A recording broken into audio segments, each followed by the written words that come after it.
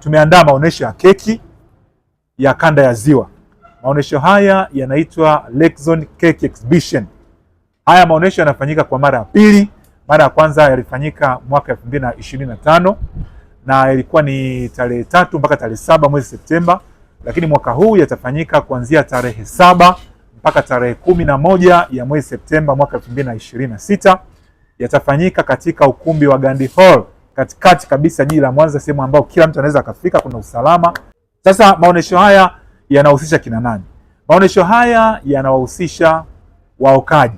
Ninapoongelea waokaji, ni waokaji wakubwa, waokaji wa kati, waokaji wanaojifunza na waokaji ambao wameanza lakini wanakwenda taratibu kuweza kuwa waokaji wakubwa. Sekta hii kama tunavyofahamu inakuwa kwa asilimia kubwa zaidi, na hivyo sisi tumeona tusaidiane na serikali lakini wadau mbalimbali katika sekta hii kuweza kuipa hatua zaidi iweze kuchangia kwa sehemu kubwa sana katika uchumi wa taifa. Kiingilio ni bure, wananchi wote hakuna kiingilio, waje kwa wingi, waje kuonja keki, waweze kujifunza, kuburudika na mwisho wa siku waweze kuelimika.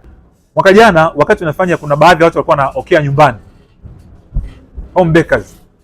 Sasa hivi wana ofisi kubwa sana, watu kama 3 hivi au 4 wana ofisi kubwa sana ambazo tunaweza kupeleka tukaonyesha kwamba hawa, kutokana na kile kitu ambacho tukifanya mwaka jana, unajua tulikuwa na wadau mbalimbali ambao waliwafundisha mambo makubwa tu. Kwa hiyo mabadiliko ya kwanza ndio hayo ambayo tulikuwa tunahitaji, lakini matumizi ya mitandao ya kijamii, na wengi wamejisajili katika mitandao ya simu kuweza kwenda na uchumi wa sasa hivi wa kidigitali, wanafanya malipo kupitia njia hiyo, wengine pia wamepata mikopo, lakini pia jambo jingine kuweza kujipatia masoko makubwa zaidi. Mimi naitwa Afak Zahor, ni mdhamini wa maonesho ya keki kanda ya Ziwa kutoka kampuni ya Stronger Tech PMC. Ni wauzaji na wasambazaji na waingizaji wa mashine za hoteli, bakery, restaurant na bucha. Sisi tumeamua kuidhamini hiyo maonesho kwa sababu tunaona watu wanapata changamoto, na changamoto yenyewe mtu anaweza akaja akachukua mashine akajipanga akachukua mashine nyingi pengine hata ya milioni 20, afu baadaye akasema naomba uniuzie. Na kwa nini mtu anataka kuuziwa? Kwa sababu hana mafunzo, afu umoja hakuna. Kwa hiyo tulivyoona kuna hii fursa ya maonesho ya keki, bakers watakuwa wako wengi, umeona. Kwa hiyo kila mtu tutakavyojikusanya kwa pamoja, kila mtu atapata mafunzo na kila mtu atapata umoja. Umoja ndo tunajenga taifa yetu. BJ Empire tunaamini kwamba kila anayeingia kwenye sekta fulani ana nia, ana dhumuni na ana malengo, na naamini wengi wanajaribu. Unajua ukosefu wa ajira upo, lakini pia kama vijana, hasa wasichana, mabinti wadogo, wengi wanajikwamua kutokana na kitu kama uokaji wa keki. Uokaji wa keki ni inaweza ikawa ni dhana, lakini ni kitu ambacho kinakuwa. Kwa hiyo mtu anavyoanza taratibu anategemea anakuwa.